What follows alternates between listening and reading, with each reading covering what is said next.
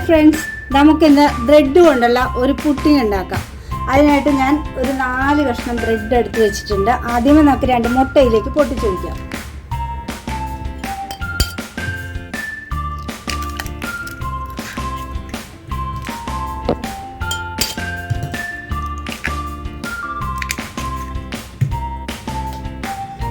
ഈ ബ്രെഡ് നമുക്ക് ചെറിയ കഷ്ണങ്ങളാക്കി ഇതിലേക്ക് ഇട്ട് കൊടുക്കാം.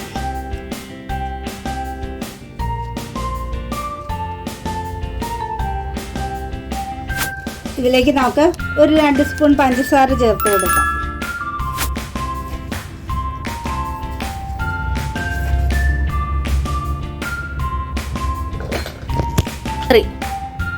അല്പം ഉപ്പ് ചേർത്ത് കൊടുക്കാം.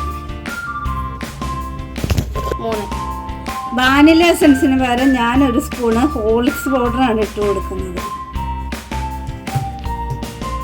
ഇനി 1 കപ്പ് പാലൊഴിച്ച് കൊടുക്കാം.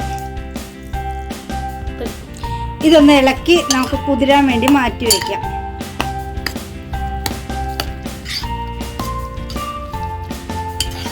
ഇനി ഇത് മിക്സിയിൽ അടിച്ചെടുക്കണം. ഇതൊന്ന് കുതിർന്ന് വന്നതിന് ശേഷം ഒരു 1/2 കപ്പ് പാലും കൂടി ചേർത്ത് കൊടുക്കാൻ വേണമെന്നുണ്ടെങ്കിൽ ഇത് ഇത്തിരി തിക്കായിട്ടിരിക്കും. അതുകൊണ്ട് നമുക്ക് അല്പം പാലും കൂടി ചേർത്ത് കൊടുക്കാം.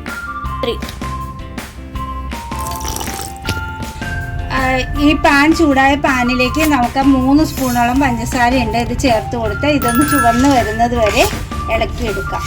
ഇത് കാരമൽ റെഡിയാക്കാൻ വേണ്ടിയാണ്. നമ്മുടെ പഞ്ചസാര ചുവന്ന് വന്നിട്ടുണ്ട്. ഇതിലേക്ക് ഒരു 2 സ്പൂൺ വെള്ളം ചേർത്ത്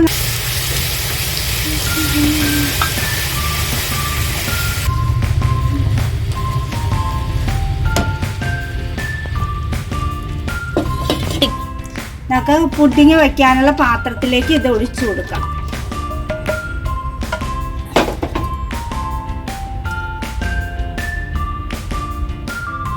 ഞാനൊരു ചെറിയ പാത്രം എടുത്തിരിക്കുന്നത്. നമ്മൾ അരച്ചു വെച്ചിരിക്കുന്ന ബ്രെഡിന്റെ ഈ മിക്സ്ചർ ഇതിലേക്ക് നമുക്ക് ഒഴിച്ചു കൊടുക്കാം.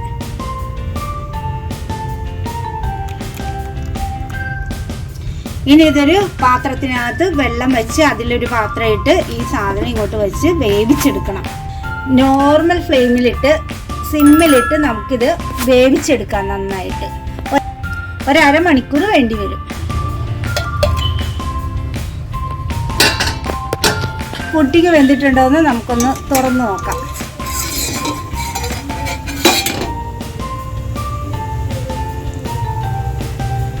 പുഡിംഗ് നന്നായിട്ട് വെന്ത് കിട്ടിയിട്ടുണ്ട്. സിമ്മിൽ ഇട്ടിട്ടുണ്ടെങ്കിൽ വേഗം താമസം വരും. അതുകൊണ്ട് ഞാൻ ഇത്തിരി തീ കൂട്ടിയിട്ട് വേവിച്ചു. 3/4 മണിക്കൂറായപ്പോൾ സംഭവം വെന്തു. ഇനി നമുക്കിത് നിർത്തി വയ്ക്കാം. ഒന്ന് തണുക്കാനായിട്ട് നിർത്തി വയ്ക്കാം. നമ്മുടെ പുഡിംഗ് തണുത്തിട്ടുണ്ട്. നമുക്കിത് പ്ലേറ്റിലേക്ക് മാറ്റാം.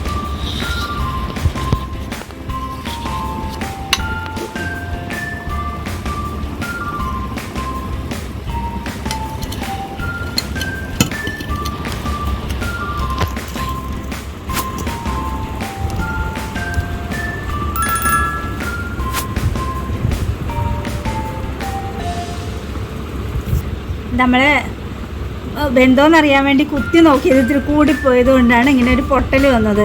എന്തായാലും വളരെ ടേസ്റ്റി ആയിട്ടുള്ള പുഡിംഗാണ്. ഇത് റെഡി ആയിട്ടുണ്ട്. നമുക്കിതൊന്ന് മുറിച്ച് നോക്കാം.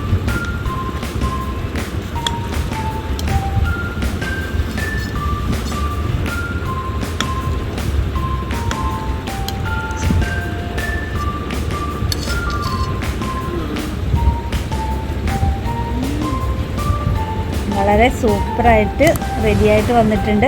നിങ്ങളിതെല്ലാവരും വീട്ടിൽ ചെയ്ത് നോക്കണം. ലൈക്ക് ചെയ്യാനും സബ്സ്ക്രൈബ് ചെയ്യാനും ഷെയർ ചെയ്യാനും ഒന്നും മറക്കരുത്. പുതിയൊരു വീഡിയോ ആയിട്ട് നമുക്ക് വീണ്ടും കാണാം. ബൈ.